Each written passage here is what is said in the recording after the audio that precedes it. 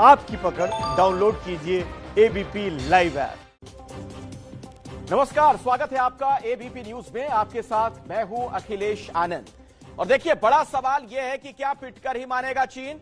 चीन की जो करतूत सामने आ रही है, जिस तरीके के हालात बने हुए हैं, यही सबसे बड़ा सवाल बन चुका है। बॉर्डर पर ड्रैगन को भारत बार बार धूल चटा रहा है, लेकिन वो अपनी हरकतों से बाज नहीं आ रहा। और अभी मैं स्ट्रेटजी रूम में हूं। आपको बता दें कि आखिर चीन चाहता क्या है, यह सवाल बना हुआ है उसकी हरकतों की वजह से। चीन की चाल को नाकाम करने के लिए भारत की पूरी तैयारी है। गलवान से लेकर पैंगोंग तक भारत ने चीन को लताड़ा, लेकिन वो सुधर नहीं रहा। ऐसा लगता है कि चीन अब पिटकर ही मानेगा।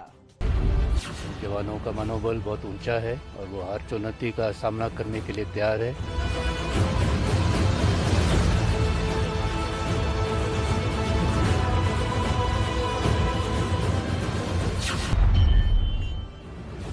चीन के धोखे और साजिश से निपटने के लिए हिंद की सेना।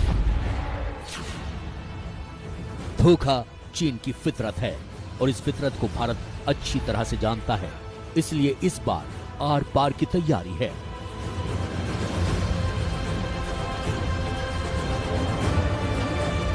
लाइन ऑफ एक्चुअल कंट्रोल पर तनाव को देखते हुए सरहद की ओर से सेना की मूवमेंट तेज हो गई है। चीन के साथ लगती सीमाओं पर जवानों की भारी फौज की तैनाती की जा रही है।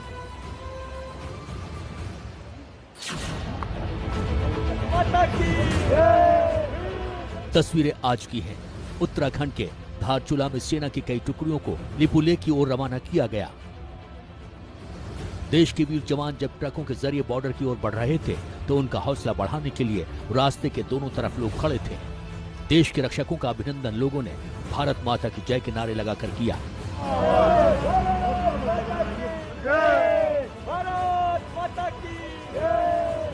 लद्दाख में घुसपैठ के दौरान नाकाम रहे चीन ने अब पिथौरागढ़ के बॉर्डर पर हरकतें करना शुरू कर दिया है और इसके मद्देनजर भारतीय सेना लगातार रवाना हो रही है लिपुलेख की ओर, जहां चाइना बॉर्डर है। और इस वक्त आप देख सकते हैं कि धारचूला के गाल गांव से जो ये गाड़ियां निकल रही हैं, वहां पर आर्मी का स्वागत किया जा रहा है, उन पर फूल बरसाए जा रहे हैं। उत्तराखंड में चीन से लगती सीमा पर मुस्तैदी इसलिए बढ़ाई गई है क्योंकि लद्दाख में मिले जवाब के बाद चीन दूसरी पोस्ट पर साजिश रच सकता है। बॉर्डर पर हालात कैसे हैं और चीन को लेकर भारत कितना चौकस है, इसका अंदाजा आप देश के सेना प्रमुख एमएम नरवणे के बयान से लगाइए। अभी जो एलएसी के ऊपर जो स्थिति है वो थोड़ी नाजुक है, गंभीर है, लेकिन हम लगातार इसके बारे में सोच विचार कर रहे हैं और हमारी सुरक्षा के लिए हमने कुछ एहतियाती कदम उठाए थे और इससे हमें भरोसा है कि स्थिति कायम रहेगी। और जो भी हमने कदम उठाए हैं वो हमने एलएसी के ऊपर उठाए हैं। और अब जब खुद सेना प्रमुख नरवणे ने फॉरवर्ड पोस्ट पर पहुंचकर यह कह दिया है कि हालात नाजुक हैं, तो मान लीजिए हालात नाजुक ही हैं। और इस नाजुक मौके पर भारत नजाकत से ज्यादा ताकत के लिए तैयार है, जिसका पता इस बात से चल गया है कि जब सेना प्रमुख नरवणे ने यह कह दिया कि हम यथा स्थिति को बनाए रखेंगे। यथा स्थिति शब्द पर गौर कीजिए। इसका मतलब है कि पैंगोंग के दक्षिणी छोर के ब्लैक टॉप, हेलमेट टॉप जैसी प्रमुख चोटियों पर भारत की मौजूदगी बनी रहेगी। भारतीय सेना वहां से 1 इंच भी पीछे नहीं हटेगी। अलबत्ता चीनी सेना को पैंगोंग झील के उत्तर की फिंगर 4 से पीछे हटना ही पड़ेगा और अगर नहीं हटे तो उन्हें उत्तर का खामियाजा दक्षिण में भीषण तौर पर चुकाने के लिए तैयार रहना चाहिए। चीन को जवाब देने के लिए देश के जवान तैयार हैं और इन तैयारियों का जायजा खुद देश के सेना प्रमुख ने लिया। थल सेना अध्यक्ष एमएम नरवणे ने एलएसी की फॉरवर्ड पोस्ट पर पहुंचे और ग्राउंड पोजीशन के बारे में जाना। जनरल नरवणे ने उन बहादुर जवानों से भी मुलाकात की जिन्होंने पैंगोंग के इलाके में चीन को पीटा था। इन वीर जवानों को आर्मी चीफ बैच से सम्मानित किया गया। जवानों का मनोबल बहुत ऊंचा है और वो हर चुनौती का सामना करने के लिए तैयार है।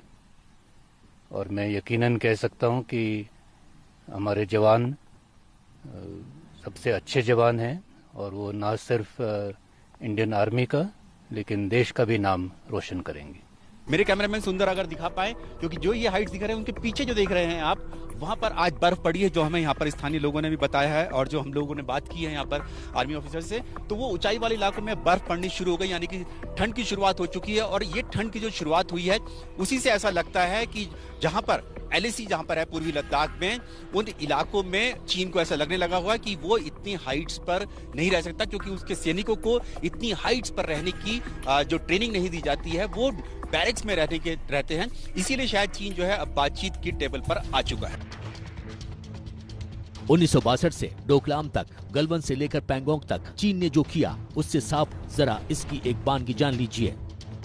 चीन के सैन्य ठिकाने भारतीय मिसाइलों की जद में हैं। लड़ाकू विमानों और सैटेलाइट से चीन पर निगरानी रखी जा रही है। पहाड़ी चोटी पर भारतीय जवान पूरी तरह से मुस्तैद हैं। चीन का सैन्य जमावड़ा भारत की फायरिंग रेंज में है। पैंगोंग के इलाके में T-90 टैंकों की 2 रेजिमेंट तैनात कर दी गई हैं। पैंगोंग के इलाके में पिनाका रॉकेट सिस्टम भी तैनात किया गया है। चीनी सेना के सामने बख्तरबंद दस्ते तैयार खड़े हैं। दौलत बेग ओल्डी में हवाई पट्टी।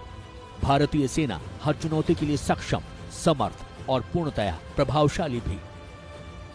भारत को मालूम है कि चीन की चाल में पाकिस्तान भी शामिल है, इसलिए साजिश के इस डबल खतरे से भी भारत अलर्ट है।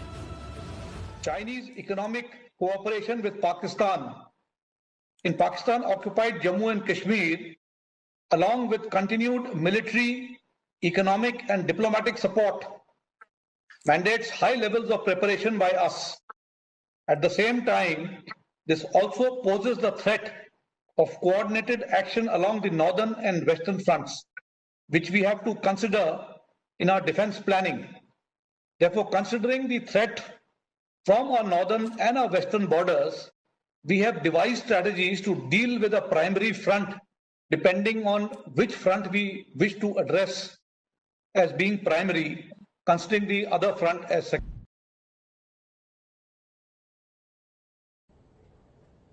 आपने चोरी और सीना जोरी वाली कहावत सुनी होगी। चीन पर बिल्कुल यह कहावत सटीक बैठती है। भारत को ही जिम्मेदार ठहराता है हर चीज के लिए चीन के विदेश मंत्रालय की तरफ से आज बयान जारी हुआ। चीन ने क्या कहा और उसका क्या मतलब है, यह समझने के लिए देश के बड़े रक्षा विशेषज्ञ और चीन की चाल को करीब से समझने वाले रिटायर्ड कर्नल दानवीर सिंह के पास चलते हैं। कर्नल दानवीर सिंह जो बता रहे हैं उसे बड़े ध्यान से सुनिए और बॉर्डर पर भारत की बादशाहत को आप समझिए।